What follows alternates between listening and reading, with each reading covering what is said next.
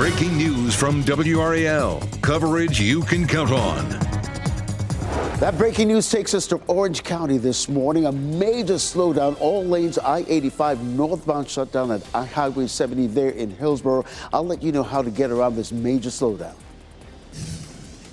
And it is a messy start. We're looking at rain on the radar this morning. I'll show you how much of the morning commute will be wet. Plus, we're keeping an eye on the roads this morning. This is a live look from the WRAL Storm Tracker driving on I-440 West in Raleigh. The conditions you can expect for the commute. Also a big day, the college football transfer portal opens up this morning, and without UNC with a head football coach who is still in the running for this position, and the one coach making it clear he isn't coming to Chapel Hill. Lots to update you on this Monday. If we had a portal that we could transfer out of some of this rain, maybe we'd step through it. I don't know. But we do need it here on a Monday morning. I'm Jeff Hogan. And I'm Renee Chu, and we're going to get a good dose of it. This is just round one because we're going to get some more tomorrow and Wednesday. Meteorologist Elizabeth Gardner first tracking this Monday morning rain for us, and it is widespread. Oh, it is so messy out there right now. This rain is steady, moving across the viewing area. It's starting to fill in here in our northeastern counties, but it's been raining for a good chunk of the viewing area for the last 2 hours or so. We'll zoom in. Lots of rain in the triangle from Durham to Zebulon to Raleigh down toward Angier, but of course all the way down to Fayetteville, all the way up to Roxborough. We're seeing the rain this morning. Hour by hour rain chances. Most of it is this morning, right during the morning commute. It's going to be really messy. By lunchtime, it breaks up to just a few isolated showers, and that's what we'll see for the rest of the day. But we'll walk through that on Futurecast coming up. Look at the messy conditions here in downtown Raleigh from our Jimmy V camera, looking down Fayetteville Street. Our wind is out of the southwest, so it is mild, 48 degrees right now as you're stepping out the door, and our temperature climbs into the upper 50s later on today. This is not the only rain we see this week. We'll see it again tomorrow and Wednesday. I'll show you how much coming up. All right, Elizabeth, we have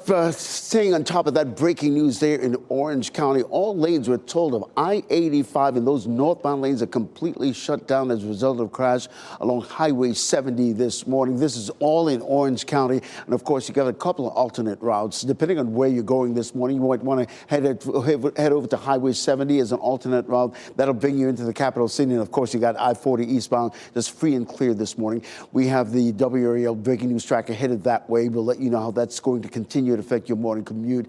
We also have the WRAL storm tracker out on the roads this morning, navigating around this area of the community. Laura, tell us what you're seeing out of your window this morning.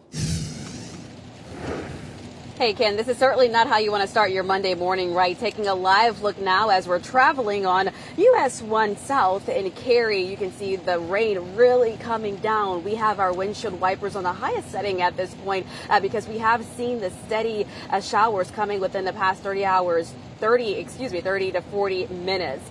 Now, the roads are wet. They're slick. Okay, we're starting to see a lot of that water gather on the vehicles here, really picking up as people are traveling on their morning commute. If you're heading out this morning, just take your time. We're also beginning to see traffic pick up a little bit more, especially in this area, Ken, as many people are beginning their day. Yeah, absolutely. And I can't stress enough, leave the house a little sooner than usual this morning, just to be on the safe side. We're just getting reports of just some type of a road hazard on 1010 Road there in Cary. I'll let you know exactly what's going on and if that's going to affect your morning commute. But if you're getting ready to head out, tune us in on the radio, 101.5 HD3. You can listen to us anywhere in the triangle. Keep it on the roads here, where we are working to learn if anyone was hurt in this serious crash on I-540 East in Raleigh. The road has reopened. It did so about 1:15 this morning near Glenwood Avenue is where this happened. Video from the WRAL breaking news tracker shows at least 2 cars with damage there. One of them was off the road towards the woods, and traffic was at a standstill at that hour as police investigated for about 2 hours. Today, jury selection will begin in the trial of a Raleigh store owner accused of stabbing and killing a customer. WRAL's Heidi Kirk tells us Tazir Zarqa faces a second-degree murder charge. This is a case that's drawn attention from all across our area. Now it's going to be playing out this week in the Wake County Courthouse. Our reporters were in the courtroom as the owner of Taz's supermarket in Raleigh, Tazir Zarqa, was charged for his role in the death of 27-year-old Mark Garrity. According to law enforcement, the stabbing occurred at the store on South Wilmington Street back in 2023. When officers arrived, they found Garrity in front of the store with stab wounds. He was transported to the hospital, but died at Wake Med. Now, Amy Garrity, the victim's mother, spoke with us just ahead of the trial. I don't know that we'll ever truly have justice. We'll have peace. We'll be able to move on. Mark was very grounded in his faith. We know where he is. We know we'll see him again one day. Now, jury selection is expected to begin today at 10 a.m. and opening statements are expected later in the week. Heidi Kirk, WRAL News in Raleigh. Today, the college football transfer portal opens, and it's still unknown who will be the new UNC head coach. Some big names have been thrown around, and some are tired of hearing about the opening. When asked about the position last night, Tulane coach John Sumrall said in a fiery response that he has no plans to leave his current role. Six-time Super Bowl champion Bill Belichick has interviewed for UNC's head coaching position. We expect a decision on the next coach today or in the coming couple of days. We will bring you UNC's decision as soon as we have it. Time is 6:06 here in the WRAL Live Center, keeping my eye on the situation unfolding in Syria. What you're seeing is video that came into the Live Center overnight of people looting the former offices of Syrian President Bashar al-Assad, who you'll recall has since been overthrown by that Syrian rebel group there. But in terms of what else has happened, I can just give you kind of an update that I put up here in this presentation. Israeli forces were seen at the Syria buffer zone there. That's because of Israel's prime minister directing that action after the rebels took over Damascus. The Israeli military strikes were suspected on chemical weapon sites, and they again talked about that this morning, the prime minister exactly. Rebels have also taken over Damascus, as I mentioned, and we know that Syrian President Bashar al-Assad was given asylum in Russia. In terms of what that buffer zone looks like this morning, I'll bring that to you coming up at 6:30 here on the WRAL Live Center. Across the world, Syrian communities are celebrating the overthrow of al-Assad, some of them here in Raleigh. Members of the Triangle Syrian community gathered yesterday in Moore Square to celebrate the monumental event. Cars paraded through the streets with Syrian flags waving. One man we spoke with once lived in Syria and joined the celebration in Moore Square. So it's a historic moment. People are crying, people rejoicing. This is really a historic day. His personal connection to the conflict runs deep. He has family still in Syria, including a brother who was once imprisoned. As Syria embarks on a new chapter, the world watches closely for what's next. President Biden says he will send senior officials to speak with the region's leaders in the coming days. Today, Moral Monday protests are expected at the state legislature. Reverend William Barber called on supporters to protest the bill lawmakers passed to take power away from the incoming governor and other elected officials. The Moral Monday movement started in 2013 when state lawmakers were passing much debated bills on elections, abortion, and voter ID. Over time, nearly 1,000 people were arrested in nonviolent protests at the state legislative building. Barber is the founder of the movement, which spread to several other states. The organization tasked with accrediting St. Augustine's University is deciding if it should reaffirm the school. The Southern Association of Colleges and Schools Commission on Colleges began its annual meeting on Saturday. St. Augustine's has been on probation since July. Ever since, it has been working to prove that it is in good financial standing. Last month, the university announced it was cutting staff in half and offering fewer classes in order to reduce expenses. A decision on accreditation could be made as early as this week. The State Board of Elections meets in 2 days to consider some election result changes. In the race for state Supreme Court, Republican Jefferson Griffin is requesting a partial recount. Griffin trails Democratic candidate Allison Riggs by just 734 votes. 98 out of 100 counties interstate have completed their recounts. 2 others are expected to complete theirs in the next 2 days. Kansas City Chiefs won their 9th straight AFC West title last night. They beat the Los Angeles Chargers 19-16 to clinch the division. The Chiefs will play the Cleveland Browns up next. The Chargers have only 1 win against the team with a winning record this season. Their next game is at home against the Tampa Bay Buccaneers. Also tonight, the Cincinnati Bengals and Dallas Cowboys face off in the Simpsons universe. ESPN will use Sony's Beyond Sports technology to change the players into Simpsons characters in real time. Lisa and Marge will be sideline reporters, and all the fun gets started at 8:20. 6:09, Jay-Z is facing serious sexual assault allegations. Ahead, how the new lawsuit is connected to the ongoing legal issues faced by rapper Sean Diddy Combs. And the search is entering a 6th day for the person of interest in the murder of United Healthcare CEO Brian Thompson. The new clues investigators uncovered over the weekend. And meteorologist Elizabeth Gardner, following some rain this morning. Yeah, so much to talk about. It is a messy start out there. This is a live look at Apex. I'm going to walk you through Futurecast and show you how much of the morning commute will be wet. As you get into your car, tune to WRAL News Plus on your radio. In Raleigh on 99.3 FM. In Durham, 96.5 FM. And everywhere on 101.5 HD3.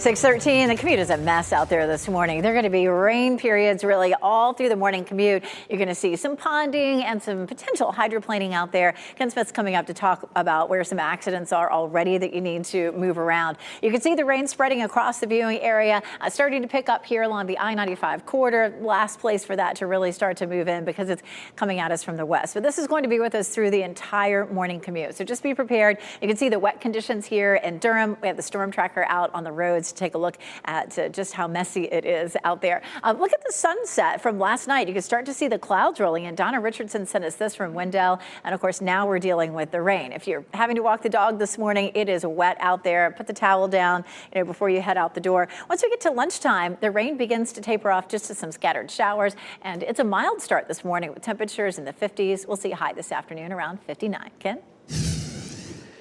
Elizabeth, it is a messy morning commute, particularly if you're at I-85 and those northbound lanes. Here's a live look of the major slowdown there at I-85 near mile marker 169. This is near exit 170 where that crash has happened that's causing this major slowdown. As you can see it right here on our live traffic sensors this morning. I would recommend getting off on exit 170, taking Highway 70 as an alternate route into the capital city. We have this breaking news tracker on your way to that scene. We'll let you know exactly what's going on, but no major other incidents to report this morning. You're getting ready to head out. Tune us in on the radio, 101.5 HD3. You can listen to us anywhere in the triangle. Have an update on that crash in 85 in a few minutes, Brennan. Have a feeling it's going to be a busy morning for you, Ken. Thank you. One person is dead and at least 6 others are injured after a shooting and a car crash in Chicago. Now, this happened yesterday close to the town of Cicero. Police found 2 scenes, one with a shooting and a second one with a crash. Investigators say 4 people were shot. One of those died later at the hospital. 3 people were also hurt in the crash. No one is in custody at this time. Rapper Jay-Z is accused of raping a 13-year-old girl back in 2000. A woman who claims Sean Diddy Combs sexually assaulted her at a party now says Jay-Z attacked her at the same event. The woman filed a lawsuit against Combs in October, but yesterday she amended it to include Sean Carter, better known as Jay-Z. The woman says both men sexually assaulted her at an after-party following the Video Music Awards in 2000. Carter responded with a lengthy statement on X, calling the allegations idiotic. The search for the man police are calling a person of interest in the murder of United Healthcare CEO Brian Thompson is entering a 6th day. WRAL's Michelle McConaughey is here now with new photos released by police. Michelle. Yeah, Renee, these new photos are from a taxi cam, the same cab police say he took to a bus terminal after the murder. There are still a lot of unanswered questions, but police think that he has left New York City. This weekend, police found new evidence in Central Park, a backpack they believe belongs to the suspect. But the case took a strange twist when they revealed what was inside: a jacket and Monopoly money. Retired FBI agent Rob D'Amico says the Monopoly money could be a message to investigators. At it, like, was some purpose of that, or was it literally something so benign that it wasn't even part of it? Like, why Monopoly money? What would bring it to it? There has also still been no sign of the bicycle used by the suspect. NYPD scuba teams were back in Central Park yesterday searching the ponds for more evidence. The investigation is now expanding nearly 1,000 miles away to Georgia. They believe the suspected shooter could have stopped at a bus station before heading to New York. They are confident they will find him. Deadlines are quickly approaching to get your holiday packages delivered by Christmas. The U.S. Postal Service's deadline to ship first class or ground advantage, that's December 18th. For FedEx, ground economy deadline is the 13th and the 17th for 5-day shipping. And for UPS, you will want to check their website for your specific location.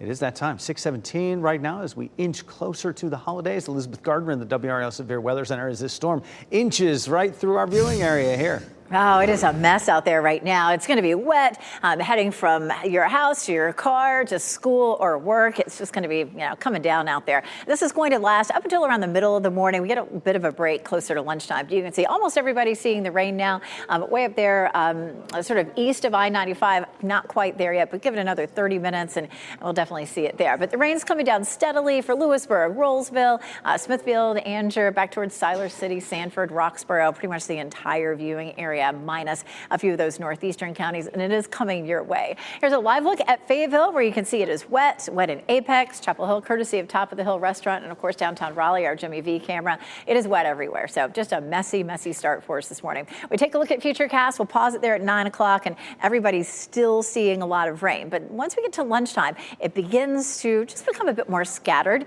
We'll see no sunshine today, but a few isolated showers from lunchtime into the afternoon and evening. There may be a few isolated showers during the evening commute, but it won't be anything like what we're seeing now.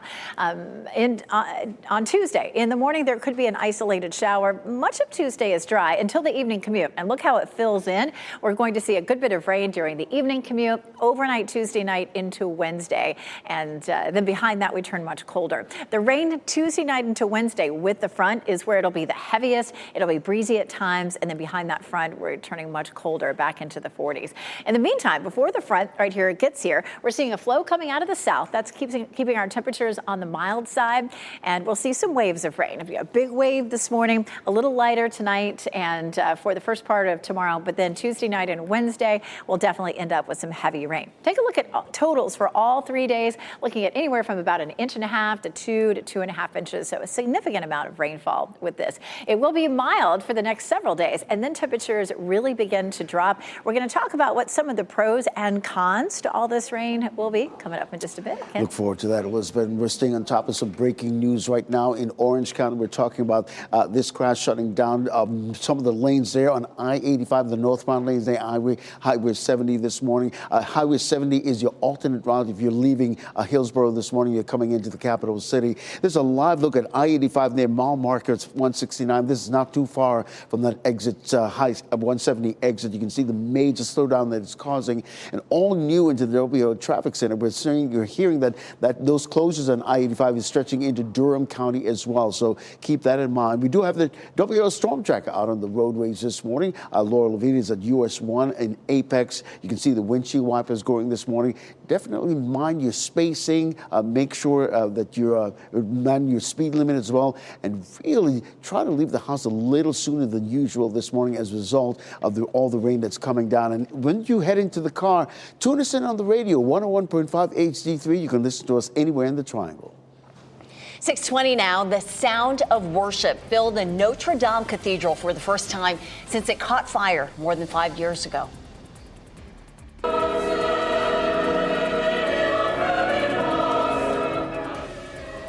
See some of the high-profile guests that made an appearance at the celebratory mass. And President-elect Trump's first interview since the election, what the incoming president said about his main focus as he re-enters office.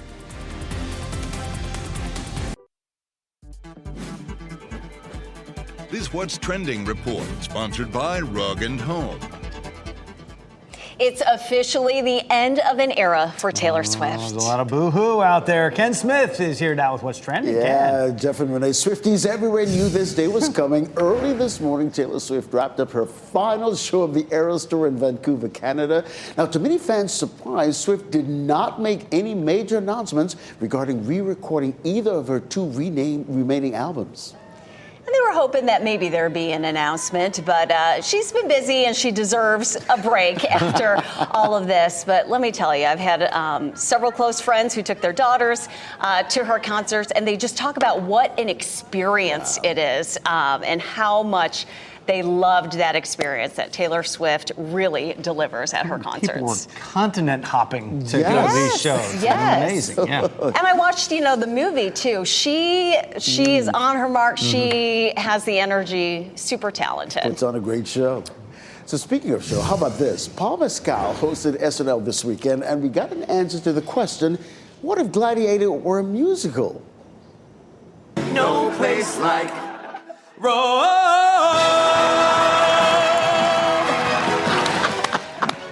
The premise, of course, of the parody of that trailer was that creators reshot the movie after seeing the success of Wicked and Moana 2. No place like Rome. That's so good.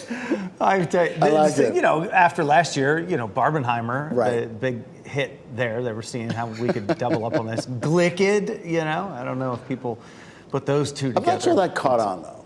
I don't know, but it's certainly inspirational there. Good times. Well, in just a few hours, nominations for the 82nd Golden Globes will be announced. It's happening this morning at 8:30. Zendaya, Timothée Chalamet, Ariana Grande, and Selena Gomez all stand a strong chance of hearing their names read. The Globes themselves will be on Sunday, January 5th, with comedian Nikki Glaser hosting. A reminder of a different sort here. A coat can mean so much. Hope, warmth, kindness. That's why a donation to WRAL Coats for the Children could make all the difference for families in need this winter. So we encourage you to donate gently used coats, hats, sweatshirts, other warm clothing to support families in need during the cold weather. For a list of neighborhood Jiffy Lube drop-off locations or to make an online donation, you can visit WRAL.com/coats. It is a messy start out there. We take a live look at North Hills, and you can see that rain coming down. Coming up, we'll go through Futurecast and show you just how much of the morning commute will be wet. And staying in Wake County, this is a live look at Apex this morning. The WRAL Storm Tracker monitoring your wet morning commute before you head out the door. We'll check in after the break. And Tar Heel football fans waiting in anticipation for the announce of who will be the new head football coach. Why today is especially important as that position remains vacant.